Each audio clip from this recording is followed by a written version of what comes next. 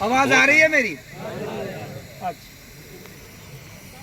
اللہ تعالیٰ آپ کے آنے کو قبول فرمائے، اور جن بہت ہی عظیم ہستی مدنی صاحب تشریف لائے، خان صاحب تشریف لائے، اور ہمارے شمیم صاحب، جاوید صاحب، یہ سارے مہمان اور آپ کے دکھ و درد کو لے کر، اس تڑپ کو لے کر مشن جناب مرحوم مفتی سعید صاحب رحمۃ اللہ علیہ کے اس مشن کو لے کر اس سرزمین پونچھ میں آپ کا آنا ہوا، اور ہم ان کا آپ سب میرے ساتھ مل کر ہم یہ سارے اہل پونچھ اور خاص طور یہ علاقہ آپ کا مشکور ہے، اور آپ کے لیے اہلاً و سہلاً مرحباً بکم، آپ بار بار آتے رہیے۔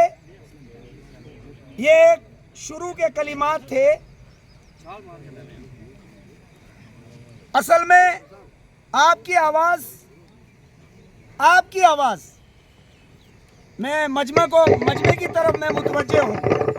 آپ کی آواز، آپ کے مسائل، آپ کی پریشانیاں، وہ تمام اگر چند الفاظ میں مدنی صاحب کے حوالے کروں، اور مدنی صاحب کے ذریعے جناب محبوبہ جی ہماری بہن، میں ان تک اس آواز کو پہنچانے کے لیے آپ کی طرف سے وکالت کرتے ہوئے، مدنی صاحب آپ جہاں تشریف فرما ہیں، اب اس پورے معاملے پر تقریر کرنے کا کوئی فائدہ نہیں، کہ یہ ساری عوام اور یہ سارا علاقہ آپ سے بہت سارے مسائل پر اپنی باتیں لے کر آپ کی خدمت میں آئے ہیں۔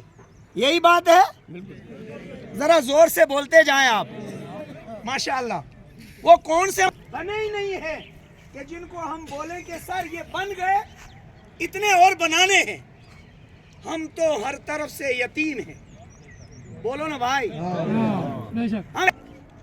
مجھے پابند کیا گیا وقت کا، میں اپنے جلدی سمیٹن کی طرف جائیں، جس کو اسکول کی دنیا کہتے ہیں۔ ہمارا بالکل کوئی نظام نہیں، میں اس ہائی وے کی طرف سے نہیں کہہ رہا ہوں، یہ عوام ہماری دیہات کی ہے، یہ عوام ان علاقوں کی عوام ہے، مدنی صاحب ان علاقوں کی عوام ہے کہ جن کے چھوٹے چھوٹے بچے اور جن کی بچیاں اکثر و بیشتر سننے میں یہ آیا کہ نالوں میں بہہ گئے تھے اسکول کا بستہ لے کر، اور شام کو کفن پہن کر قبر میں چلے گئے۔ کیا ہے کہ نہیں؟ بولو۔ آواز کم آ رہی، اس کا مطلب وہ سوچیں گے مولانا اپنی طرف سے کر رہے ہیں۔ اس کے بعد اگر ہاسپٹل کی بات کریں تو آج بھی ہمارے کندھے مدنی صاحب خالی نہیں ہیں۔ ہم اتنی اونچائی سے اس برف کے پاس سے اپنے زندہ مردوں کو اپنے کندھے پر اٹھا کر چلے ہیں، اور اس کا تجربہ اس خاکسار کو زیادہ ہے کہ 22 اور 23 دن میں میرے دونوں ماں باپ گئے، جب میں لے کر چلا اور میرے والد رحمت اللہ علیہ کو لے کر گرا، اس وقت اس دل نے کہا، اور اس دل کی آواز نے مجھے دلی پہنچایا، ورنہ جانے کی کوئی ضرورت نہیں تھی، اٹھانے والا کوئی نہیں، بالکل خستہ حال۔ اور اگر ہاسپٹل میں کسی کو بٹھایا ہے تو گیٹ کھولنے والے، جھاڑو لگا کر کرسی لگانے والے کو سرجن بنا کے بٹھایا ہوا ہے تمام دیہاتوں میں، بولو نا بھائی۔